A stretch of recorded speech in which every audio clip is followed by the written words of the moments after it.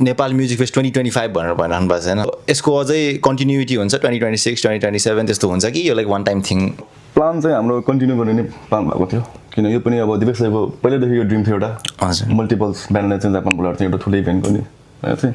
अब यो पनि सायद अब नेक्स्ट इयर पनि सायद कन्टिन्यू नै गरेर अब नेक्स्ट इयर चारवटा ब्यान्ड फेस्टिभल जस्तो टाइपको हरेक वर्ष हुने टाइपको एउटा ठुलो स्केल एभ्री इयर हामीले गर्न सक्ने इन्भाइरोमेन्ट पनि हुनु पर्यो 2025 मा भएको छ मोस्ट प्रोबब्ली 2027 मा पनि हुन सक्छ व्हाइ नट इन 2026 भन्ने हुन सक्छ डिपेन्ड्स मान्छेले कस्तो यसपालि हामीलाई रेस्पोन्स दिन्छ बिकज साँच्चीकै हामीले कसको लागि गरिरहेको छौँ भन्दाखेरि नेपाली म्युजिक लभर्सहरूको लागि गरिरहेको नि त